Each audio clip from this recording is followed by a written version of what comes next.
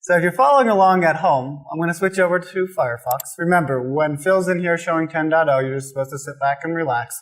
And if you want to be an active learner, when you see me, go to your web browser that has the D2L test bed going for yourself. And so what I'm going to do is make sure that we're in the right area. And I see over here on the left in table contents, it's lesson 1, creating activities. If you aren't there and you wandered off, no troubles. Go up to the nav bar, click on content. Then where it says table of contents, just come down here and click on lesson 1, activities. Now, remember, I was impersonating Cookie Monster, so I have to restore my accounts. But hopefully, you're back as the instructor. And I'll do the same thing. Content, my apologies. And I see lesson 1. And notice it went right back to where he left off. He doesn't have to wander back through the trail of breadcrumbs. How convenient. Very nice feature, right? So what we see is lesson 1, creating activities. And are you surprised the first area I'm going to go to is the new button?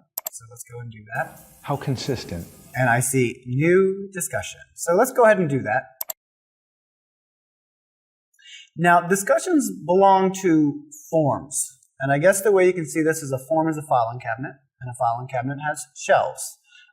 Phil has provided a graphical image of this illustration, and in another video, once again, I got to put my shameless plugs in there, but in another video, we'll go more into using discussion boards effectively in the classroom. So I'm going to call this one Lesson 1 dash discussion. And I think we could do one too for people that have never used them before and have no clue what they are and how they might. Sounds like a great idea. Now, over here next to the title, you can see I have a Desire2Learn 10.2 Features Workshop Forum. I'm going to click on the arrow pointing down, and you'll also see I have one called the Water Cooler. So that's for like social gathering. If you want your online students to be able to talk and mingle while they're into D2L, you might want to tell them this discussion doesn't belong here in your course form, but rather go to the water cooler and they can create their own topics. Another forum that I would create for my class would be like Help Me Out forum. And so students can go to there and post, I'm having a problem with assignment or I'm having a problem with my computer, and other students might be able to come in there and answer that. You know, sort of do some crowdsourcing to help troubleshoot your problems, help burden that, put it on the students to help each other out, if you will. So that's the concept of using forums as containers that separate the learning experience from the other stuff, whether it's social or problems. So I'm just going to leave it as the workshop forum. If you wanted to create a new one, you could do it on the fly. Very nice, all in one place. And I'm just going to write something that says, okay, let's talk about what you learned this week. And I'm going to scroll down. You might put a hyperlink in here that says, watch this YouTube video and let's talk about that.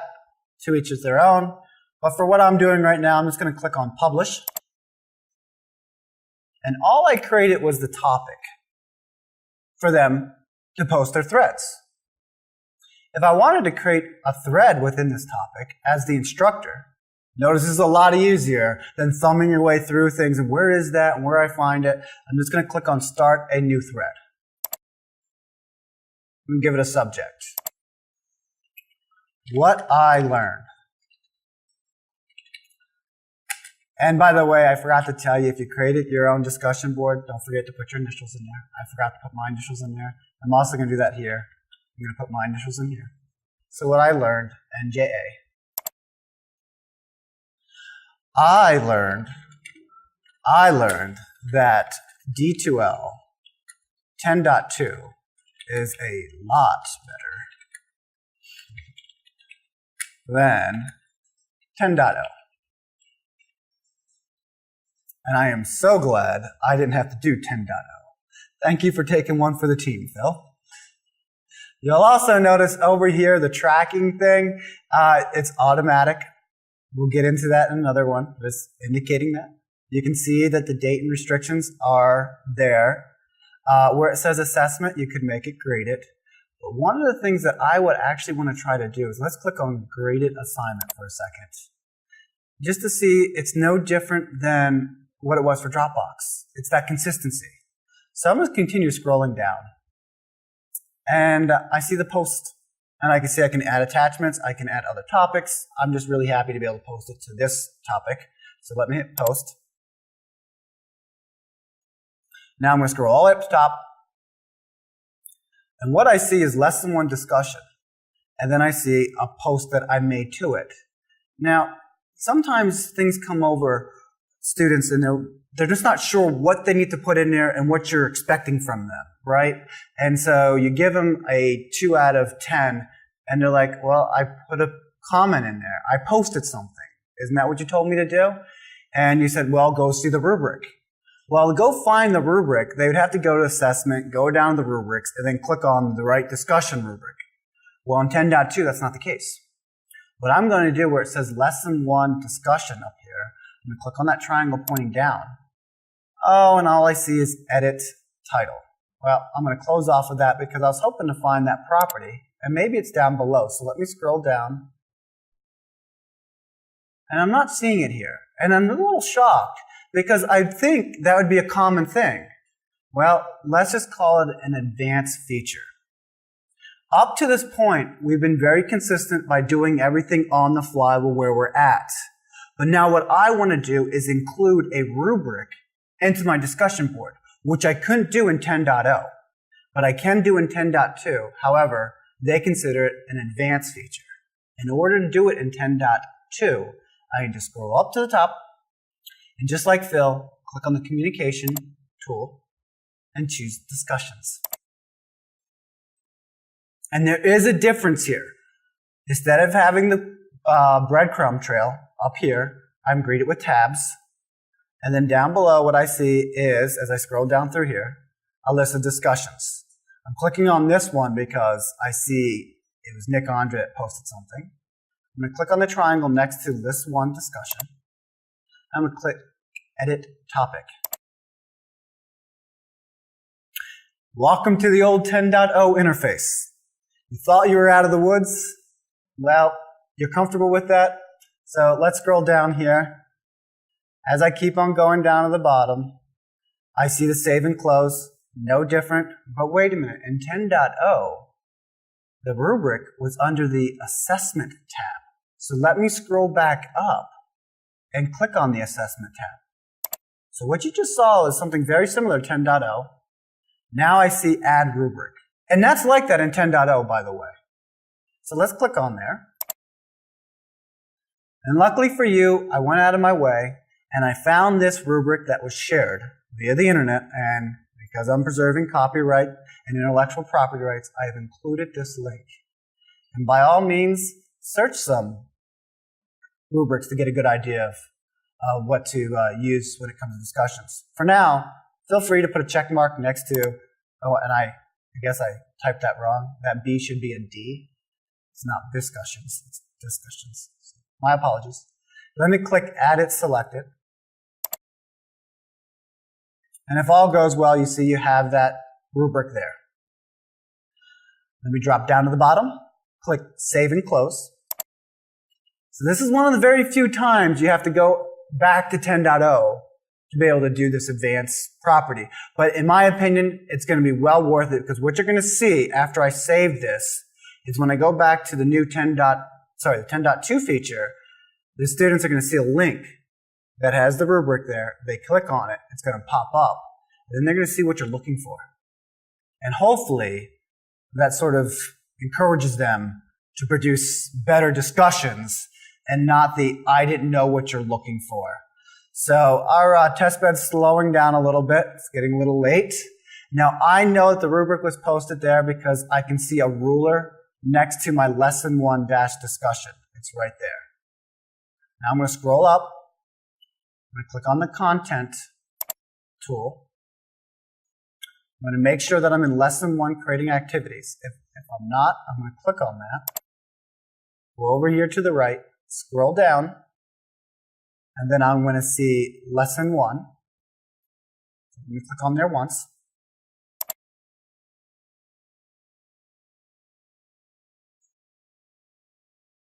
Oops, I clicked on the wrong one. I clicked on another instructor that's in this class, so let me go back.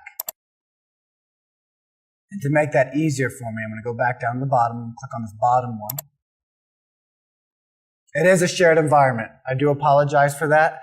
I'm going to edit this title, and I'm going to put in my initials so that you know which one to follow. And let me hit enter. But the most important thing is they see the description right here, but underneath it, do you see the rubric link? And if I click on that link, as promised, a pop-up window appears.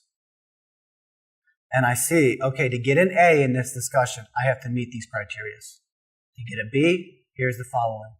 And I think that's pretty thorough, but you might want to customize and make your own so that you can try to get that out of your students. So let me close out of this.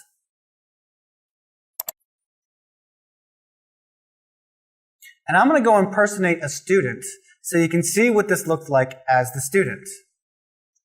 So let me go up to communication. Let me click on class list. And when this comes up, once again, I'm going to pick my man, Cookie Monster. Click impersonate. Yep, I know I'm stealing his identity, but it's okay. Let me click on content. And I'm going to make sure I'm in lesson 1. And by the way, thank you for putting your initials in there. You learned and you applied. Very good. Let me click on lesson 1 discussion. Remember, I'm Cookie Monster now. And I see that I could create a new thread, but I also see that there's other threads that I've already created that I haven't read. I know I haven't read this one because, one, there's a blue bar right here.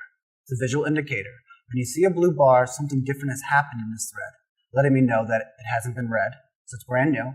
And just like in 10.0, I have the title of that thread in bold. So if I want to read this, maybe I have to click on it, maybe I don't. Do you see what I typed in earlier as an instructor? I learned that D2L 10.2 is a lot better than 10.0. You couldn't do that in 10.0. In 10.0, all you saw was the subject, and you had to click on it, and then down at the bottom pane, the message appeared.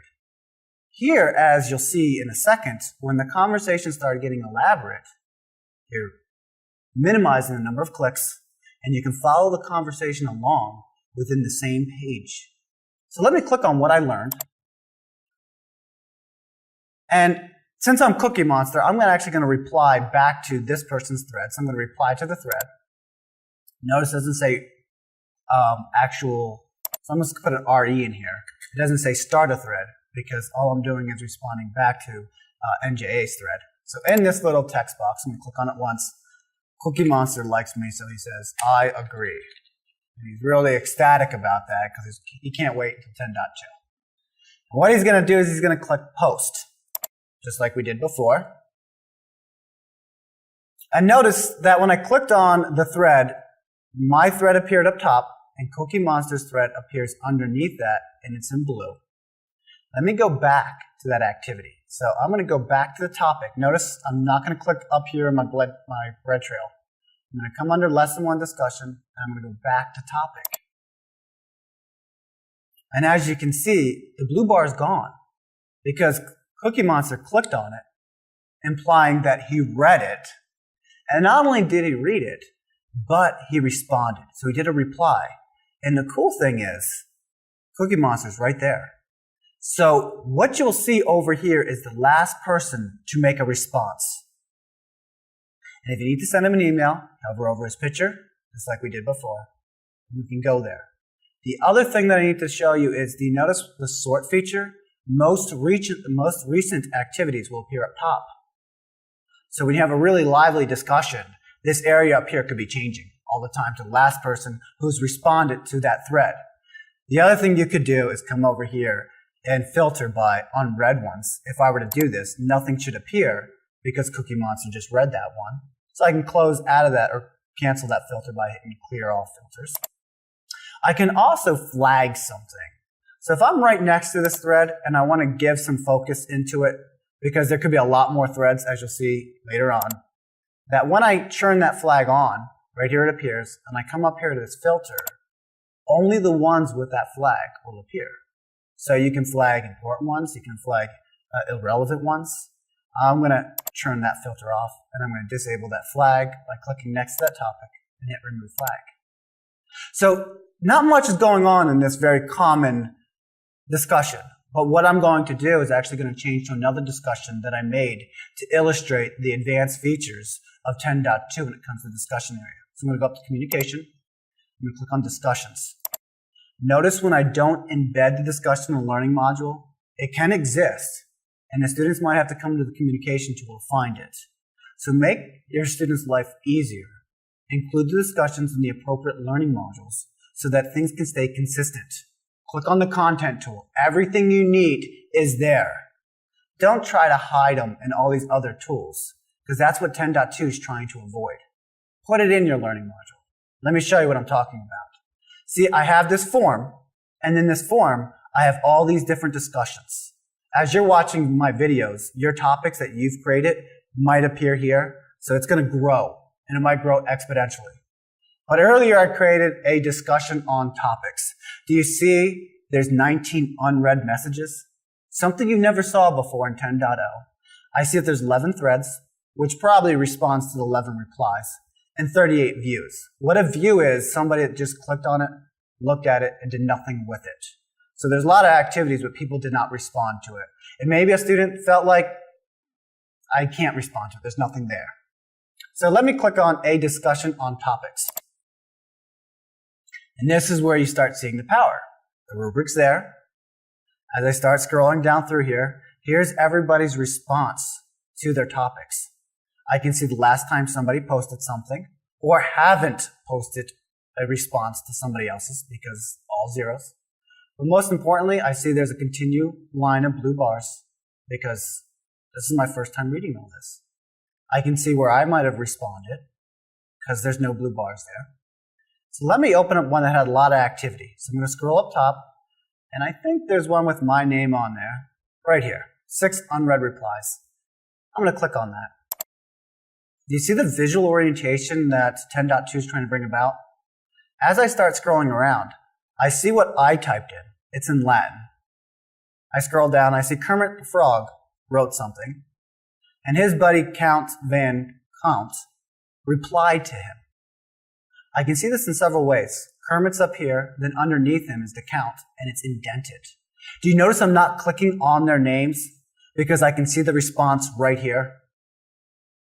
In previous versions, you actually had to click on the subject to see this. Now, I'm going to warn you, in order for you to see this, you have to make sure you're in the reading view, which I'm going to save for another video. But for now, you can start seeing the relationship of things. Look what happened in here. Elmo posted something. Grover said, you know what? I got to respond to that. Dakota said, you know what? I got to respond to what Grover responded to. So this is pretty cool because I see the indentation and I can read everything all in one spot. I see that I haven't done anything, but you know what? As Cookie Monster, I agree. I'm going to respond something to what Dakota said. Remember, I cheated off of Dakota. Or maybe she cheated off of me. I had this feature called reply, and we call this an inline reply. In this message, I read something, and I want to respond back to that. I don't have to go up top and create a new thread and try to organize all that. I can simply click here, and right inside this discussion, I can type in, you are a cheater. Now, this is probably not appropriate for this area, but for all intents and purposes, we're going to put that in there. And do you see this link under here that says add original post text? D2L decided to say, that's crazy. Because all the number of replies that you have, it's always like a chain mail. It keeps on copying the previous message. And so by the time you actually find what the student posted in there, it may be 2 hours later and you're frustrated. So you could click on there to add that in there. I like the fact that it doesn't take the liberty of doing that. So a lot of students won't do that, and you don't need it because you can come right up top and read that. So I'm not going to do that. And once again, they can add attachments if need be. I'm just going to click post. And there I am. I responded in sense to what Dakota has put in there. And she responded to this person, who responded to this person, who responded to me. This is the hierarchical nature of discussion boards. And with that being said, I'm just going to dovetail that into another video that we're going to go over. But I hope that you see the power of 10.2 and how you can ask more from your students by giving them less. And to me, this is a better way of doing discussions.